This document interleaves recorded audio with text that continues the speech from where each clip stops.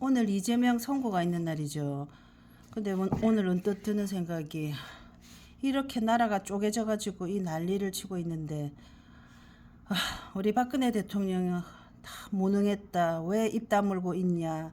왜 네 재심 신청 안 하냐 하면서 사람들이 비난을 하는데 왜 박근혜 대통령이 그 상황에서 그 억울함과 그 모든 거를 뒤집어 쓰고 5년 감옥을 살고 이렇게 입 다물고 있었는가 하는 생각이 듭니다. 그 상황에서 박근혜 대통령이 나 억울하다. 내 지지자들 내한테 붙어 이랬으면 나라 어떻게 됐겠습니까? 그런 사람한테 그 박근혜 대통령한테 오로지 나라 생각밖에 없는 그 박근혜 대통령한테 무능하다 바보다 국민들 벌 받아야 됩니다. 그런데 우리 탱자나라 공영방송에 어떤 분이 뭐라고 한 게 있습니다. 댓글을 달아놨는데 답변 드릴게요. 지금부터 우리 운영자님께서 뭐라고 이야기를 했냐면 5년 박근혜 대통령 너 5년 감옥살이 했고 이미 감옥에서 5년 살았고 지나간 역사다. 헛지랄 하지 말고 현재 집중해라. 이렇게 댓글 달아놨습니다.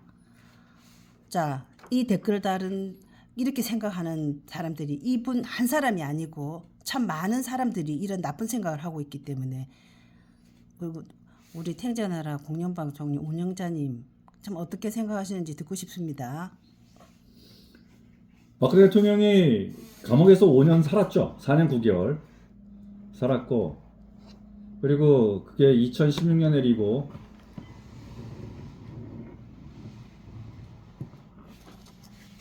또 2017년에 일이니까 뭐 지나간 역사라고 얘기할 수도 있고, 또 박근혜 대통령에 대해서 이미 지나간 역사인데 뭐하러 떠드느냐, 헛지랄이다. 현재 집중해라. 근데 현재 집중하라는 게 그거겠지. 윤석열 탄핵 반대. 윤석열한테 붙어가지고 윤석열에 붙어가지고 만세해라 이 말이잖아요. 우리가 2016년, 17년 박근혜 대통령을 탄핵 소추하고 또 이른바 어떤 그 촛불이니 뭐니 하면서 농단을 부려가지고 결국 탄핵에 이르게 하고, 그 다음에 윤석열이가 한동훈이랑 같이 문재인의 충실한 개가 돼서 뭐 묵시적 청탁이니 경제 공동체니 뭐 하는 거를 날조해내가지고 박근혜 대통령을 구속하고, 또 자기는 지금 윤석열이라는 작자는 지금 절차적 정당성 얘기하잖아요.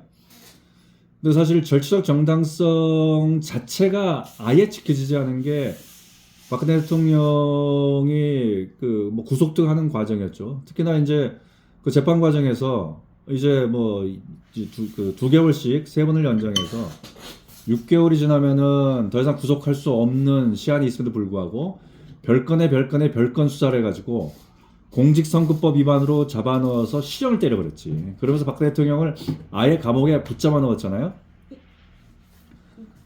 그게 이제 윤석열인데. 인권유린. 그런데 그런 생각을 해봐요. 만약에 박근혜 대통령이 2016년, 2017년에 지금 윤석열처럼, 그리고 또 뭐 전광훈이라는 그 목사라는 사람이 하는 것처럼 국민 저항권 얘기를 했으면 어떻게 됐을까? 그때 저항한 사람들이 얼마나 많아요. 그래도 박근혜 대통령은 그거 사람들의 손을 들어주지 않고 안 들어줬다고 좀 욕하는 사람도 많은데 우리 운영자님 이야기한 대로 그때 만약에 이거는 부당하다 억울하다 해가지고 지금처럼 오른쪽 왼쪽 나뉘어가지고 현재 앞에서 그냥 그때도 그랬긴 했지만 지금처럼 온 국민이 그냥 사생결단해가지고 싸웠으면 어떻게 되겠습니까? 박근혜 대통령 탄핵을 반대하는데 이르렀을 때 그 집회, 그때 그 뭐였던 우리 이제 태극기 우파라는 분들의 규모와 지금의 어떤 그 윤석열 탄핵 반대한다고 나선 사람들의 규모를 비교해 보면 우리가 알겠죠. 진짜 그야말로 몇십만, 100만에 이르는 사람들이 모여서 박근혜 대통령 탄핵을 반대하고, 그다음에 어떤 그 좌파들의 어떤 그 촛불 농단을 규탄했을 때, 만약에 박근혜 대통령이 나서가지고 나를 위해서 싸워달라. 어? 윤석열처럼 여러분의 어떤 그 나를 위한 사랑 내 잊지 않겠다. 종북 반국가 세력을 싸워달라. 척결하자. 종북 반국가 세력을 척결하자라고 나섰으면 어떻게 됐을까? 지금 뭐 돌이켜 유추해 보면 이제 알 수 있겠죠. 지금 상황을 생각 한번 해보면 알 수 있겠죠. 그 박근혜가 무능해서 그랬는지, 박근혜가 천사라서 그랬는지, 박근혜 바보라서 그랬는지 한번 국민들이 생각해보면 알겠죠. 대한민국이라는 나라는 그때 이미 없어졌지. 근데 박근혜 대통령은 이 모든 거를 내가 끌어안고 가겠다. 그러니까 박근혜 대통령이 얘기한 게 진실은 언젠가는 밝혀진다라는 믿음. 그 다음에 법 질서는 존중되어져야 한다는 원칙. 이 두 가지를 내가 품고 인내하겠다라고 얘기했지. 그러면서 얘기한 게 그거거든. 더 이상 사회가 분열되지 말고 대한민국이란 나라가 안정되게 잘 되었으면 좋겠다. 근데 사실 지금 이게 우리 같이 이런 어떤 그 일반적인 국민들이라면 가장 바라는 거 아니겠어요? 그렇지. 특히 지금 이렇게 이 봄바람에 이 산불이 발생해서 아이고. 진짜 어떤 그 무고한 분들이 목숨을 잃고 또 재산권도 지금 뭐 이게 저기 불에 타가지고 다 이런 상황에서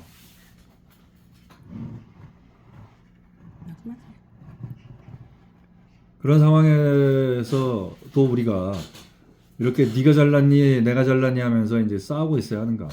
사실 우리가 태극기 우파라고 지금 얘기하는 분들은 원래 진짜 이 자유를 아주 옹호하는 분들이었거든. 이분들이 손에 태극기를 흔들고 박근혜 대통령 탄핵에 반대하면서 길거리로 나섰지만은 이 사람들은 어떤 폭력이나 혹은 어떤 그 차별 이거 아무 관련이 없었단 말이야. 오로지 어떤 그 헌법 질서를 지키자. 이 대한민국의 어떤 그 자유를 지켜야 한다. 이것만 얘기했던 분들이란 말이야. 근데 이 사람들이 지금 현재 그때 태극기를 들고 나섰던 분들이 지금 극우가 돼 버렸잖아.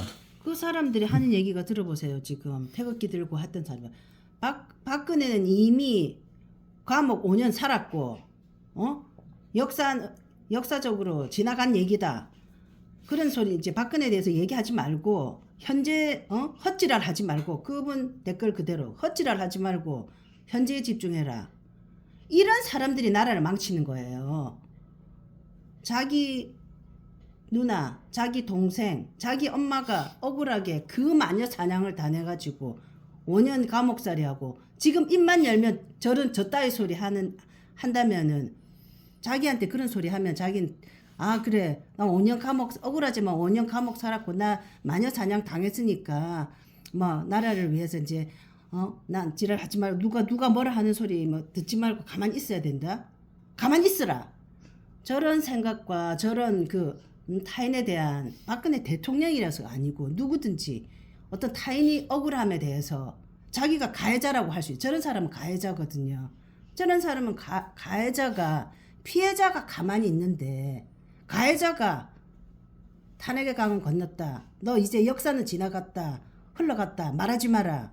저런 사고를 가지고 있기 때문에 이런 우리나라와 이런 사태가 생긴다고 생각해요.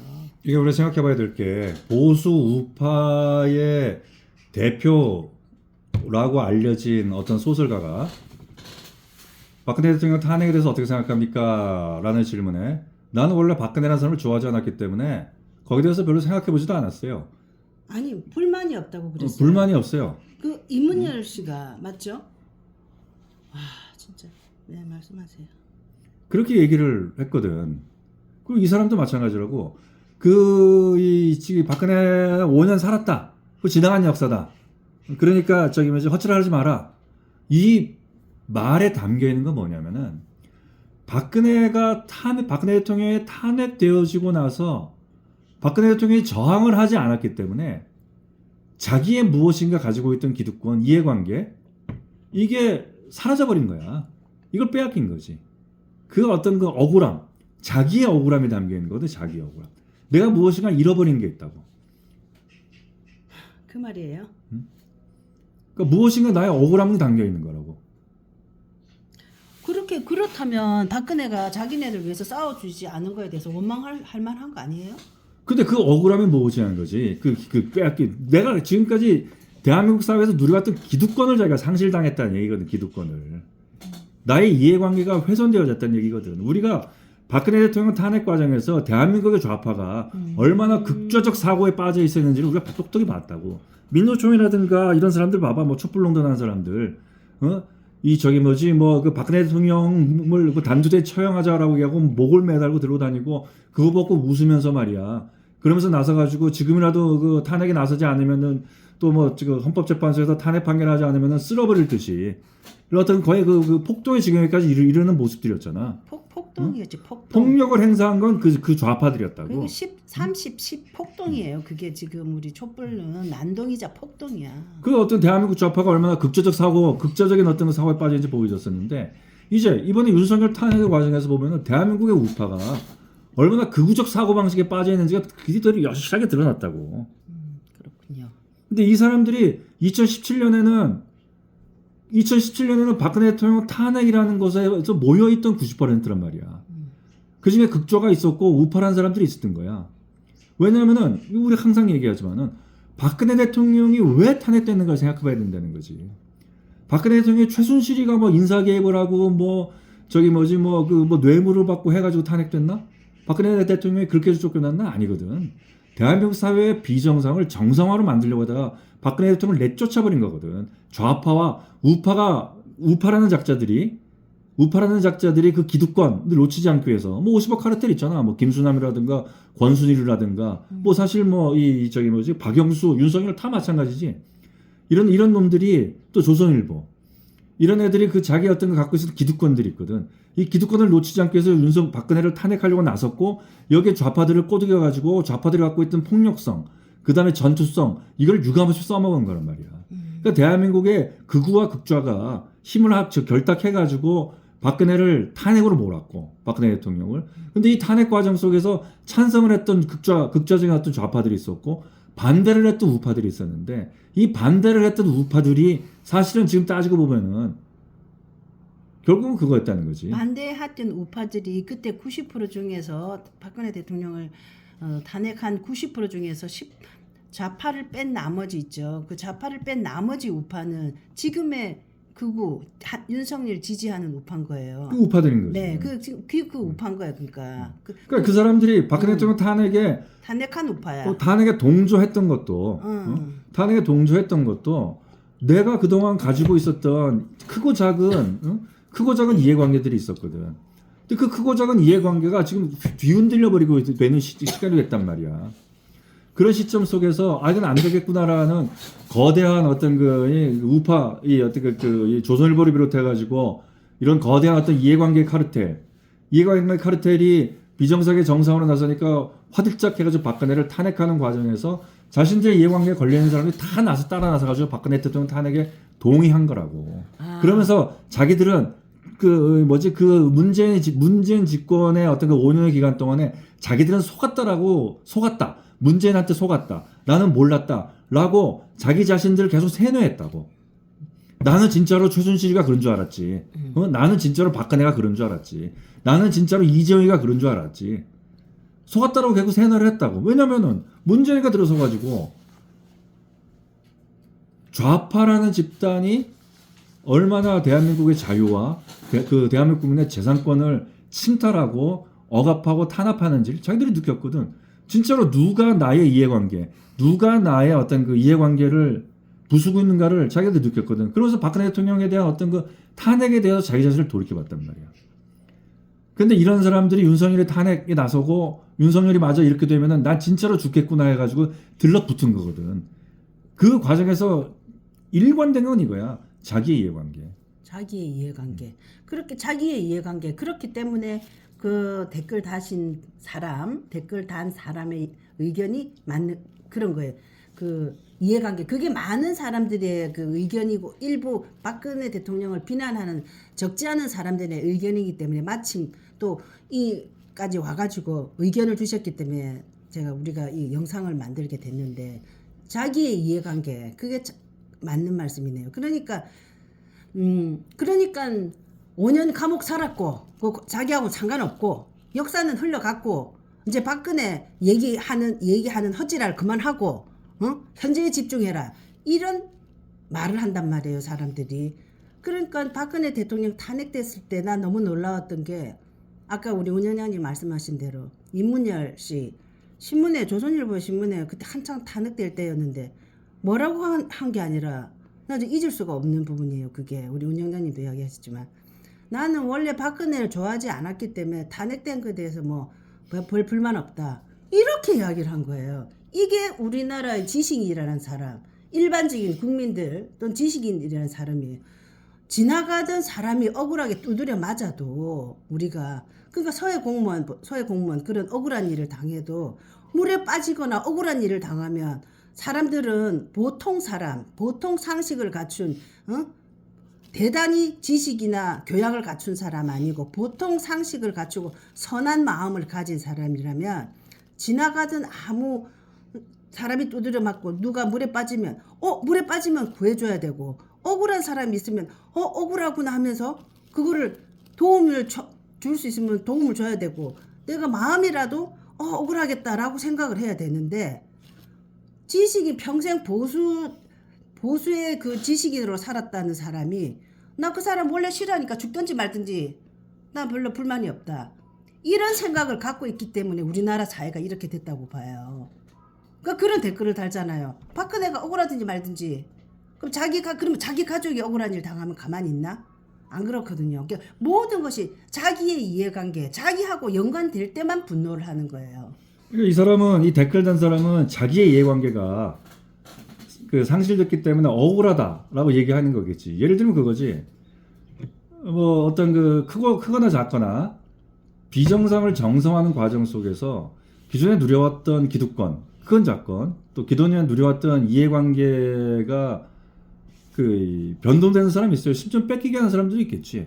예를 들면 김영란법 통해 가지고 3만 원 이상의 어떤 그 식사를 공무원이라든가 뭐 교수라든가 기자들이라든가 이런 되게 특정한 집단들에게는 3만 원 이상의 식사를 대접할 수 없도록 해놨었는데 그렇게 되면 어떻게 되겠어? 지금까지 5만 원짜리, 8만 원짜리, 10만 원짜리 부담 없이 먹었단 말이야.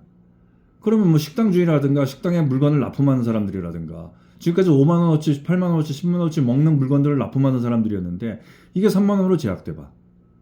제한되어지면서 그 3만 원 어떤 뭐 5만 원어치를 기준으로 해가지고 납품했던 사람들은 2만 원어치 기준으로 납품을 하지 못하게 됐거든. 그만큼 손해가 발생한 건 맞지.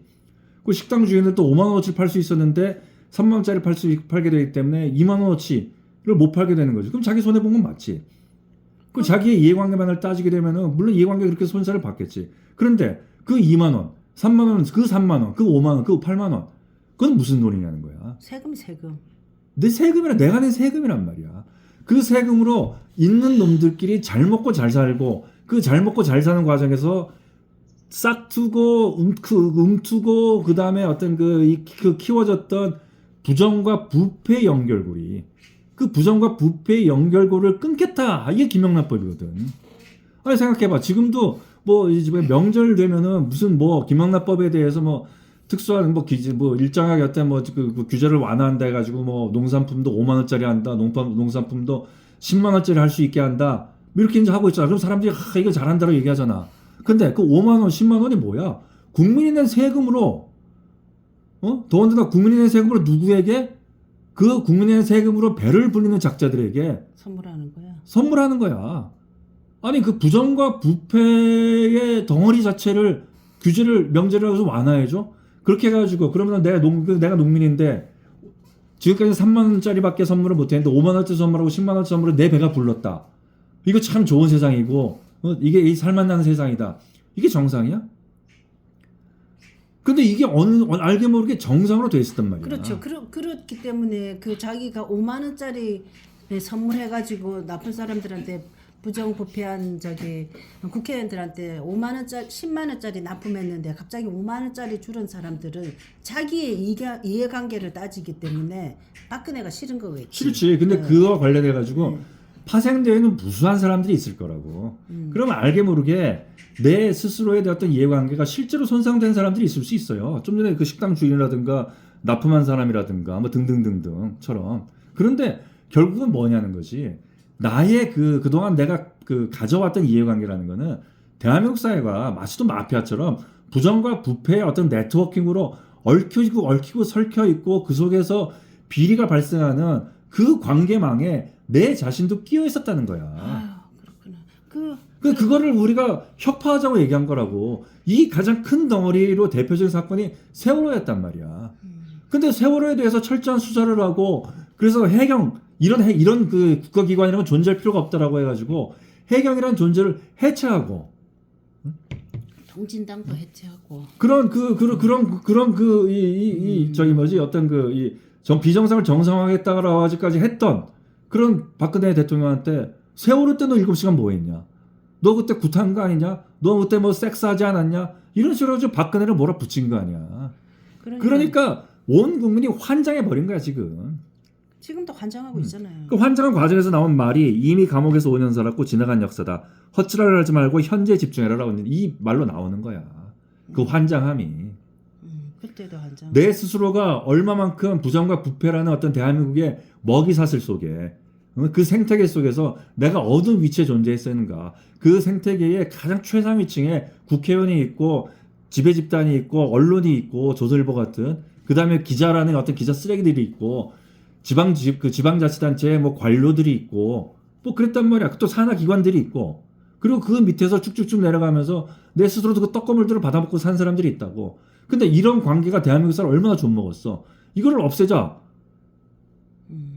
그게 동의 못하는 거지. 나의 그 어떤 그 알량한 그 이해관계 기득권 지키려고 그거 나섰던 거지. 지금 나서고 있는 거지. 윤석열이가 무너져 버리면 그마저도 이제 없어버릴 것 같으니까. 그래갖고 극우가 돼 있는 거야. 그래서 그 사람은 그런 얘기를 하는군요. 그러니까는 뭐 어떤 것에 대한 뭐 우리가 올바르게 생각한다든지 뭐 정의를 하다못해 자기 생활 속에서 정의 그리고 어떤 사람에 대한 뭐 피해받은 사람 또 가해자들 억울한 사람에 대한 우리가 조금 마음으로 배려 이런 것이 없는 사회가 돼버린 것 같아요. 그렇죠. 그래서 지금은 헌정 질서 얘기가 많이 나오는데 사실 헌정 질서를 지킨다는 건 별거 아니거든요. 나의 자유가 타인에 의해서 훼손되지 않는다. 이런 자유의 가치인데 그 마찬가지로 나의 자유에 의해서 타인의 자유가 훼손되어서도 안 된다. 이게 이제 사실 헌정 질서거든. 또 이것을 무엇에 의해서 판가름되어지냐? 법에 의해서. 이게 법치주의인 거고. 또 법치주의에 의해서 지배되는 국가가 공화주의예요. 이게 공화국이라고. 근데 이런 과정 속에서 나의 이해관계만을 내세워서 타인의 어떤 그 이해관계를 침범한다? 또 나의 이해관계가 잘못된 어떤 잘못된 어떤 그 부정과 부패의 먹이사슬 속에서 얽혀있는 나의 이해관계를 정상화시킨다고 해가지고 그것에서 저항하겠다? 그건 뭐 자기 탐욕, 자기 것만 탐욕인 거지. 탐욕이고 자기 것만 챙기겠다는 거지. 그러니까 5년 역사는 지나갔고 박근혜는 감옥 살았고 끝났고 지금 현재 집중해라. 헛짓을 하지 말고 내 욕심만 챙기겠다. 내 배만 불리겠다. 내 자식들에게만 내 자식들하고 내 가족만 잘 먹고 잘 살겠다. 이 얘기인 거예요. 그게 이제 대한민국의 극우의 뿌리가 이제 거기서 나오는 거죠. 그러니까 결국 여기서 우리가 윤석열이라는 작자가 결국 문재인이 못다 이룬 꿈을 윤석열이가 완수한 거야. 보수의 괴멸. 보수는 극우가 돼서 이제 괴멸되는 거지. 그게 오늘날의 현실이죠. 근데 오늘날의 현실이고 우리가 또 한번 우리 박근혜 대통령이 그때 왜 침묵하고 왜 억울한데 이걸 뒤집어 쓰고 있는지 나는 뭐 그 사람이 대단해서 이렇게 보다 박근혜가 그냥 심정적으로 생각해 보면 그때 박근혜가 정말 억울하다고 나서고 사람들한테 자기 편 다 모아가지고 했으면 어땠을까 하는 그런 생각. 오늘 이재명 선고가 있는 날인데 뭐 잘잘못을 떠나서 이 지금 모든 우리나라의 이런 모든 그걸 떠나서 이재명도 그만두고 윤석열도 그만두고 좀 이재명이가 정말 나라를 위한다면 박근혜는 그 억울한 걸 뒤집어 쓰고도 침묵하고 있는데 이재명이 정말 나라를 위한다면 나 정치 일선에서 물러나겠다. 이랬으면 얼마나 좋을까 이런 생각이 들어요. 네, 그래서 뭐 예를 들면은 전원책이라는 뭐 보수 우파의 논객이라는 사람이 지금 와가지고 윤석열의 비상계엄을 옹호하고 있는데 2016년 그때 유시민이랑 같이 썰전인가 이 프로에 나와가지고 박근혜가 이제 비상계엄 할지도 모른다고 비웃었다고. 박근혜가 비상계엄 할지도 모른다라고 그러면서 막 유시민이랑 같이 뭐 웃고 떨고 난리를 쳤었어. 그런데 단두대. 만약에 박근혜 그때 비상계엄을 했어봐. 성공했지. 그치. 그때 비상계엄 했으면은 진짜 비상계엄 그때 했어야 되는 거야. 지금 그 강화문에서 얼마나 난동을 부렸어요. 그게 계몽계엄이지. 그러면 좌파들하고 전쟁 났을 것 같아. 그거 안 했잖아. 그러니까 나라가 두 쪽이 나고 나라가 어떻게 우리가 이 저기 뭐지 일제 시대에 빼앗긴 나라를 우리 선조들이 어떠한 노력 끝에 찾아서 되찾아서 건국을 해냈고 그래서 산업화를 해내고 민주화를 해내서 여기까지 온 나라인데 이 나라가 다시 또 이 북한의 김일성이가 쳐들어와 가지고 나라를 두동강에 내고 사람들을 죽음의 길로 몰고 폐허로 만들었던 그때처럼 또 내전에 이르러야 되느냐 아니라고 생각한 거지. 그러니까 내 스스로가 나 스스로 그냥 참고 있네 하면 하지만 언젠가 진실을 밝혀질 것이다. 그런 이 믿음과 법 질서를 지켜야 되지 않겠냐. 내가 대통령인데 헌정 질서를 지킨다고 그러는 거잖아. 이런 원칙 속에서 박근혜 대통령이 참고 인냈기 때문에 그나마 나라가 지금까지 버텨왔던 거야. 그렇군요. 근데 이 대목에서 윤석열이가 완전히 거기에 이제 불을 질러 버린 거지. 자기 자신의 이익을 위해서 또 김건희의 어떤 그 보호를 위해서 오늘 나라가 이제 이렇게 된 거야. 그게 오늘의 현실입니다. 안타깝습니다. 네. 그리고 지금 대한민국 사회가 사실 이제 조용해지려면은 딱 세 사람만 자기 스스로 내 그만하겠습니다라고 하면 돼요. 일단 윤석열 맞아. 탄핵이 되든 안 되든 내 내려오겠다. 좀 국민들 앞에서 사라졌으면 좋겠어.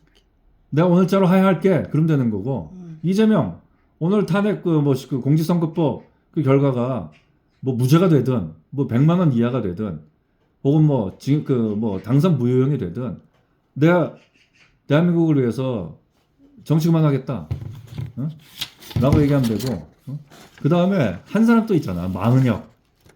마은혁은 왜? 나 헌법재판관 안 할게요. 그럼 돼. 그러면 헌법재판소도 정상화돼. 국민들이 대한민국의 헌법기관에 대해서 이렇게 되면은 대한민국의 헌법기관에는 대통령, 그 다음에 정당, 그 다음에 헌법재판소 이게 다 정상화가 된다고. 헌정질서가 지켜지지. 제발 그러기를 바라마지 않습니다.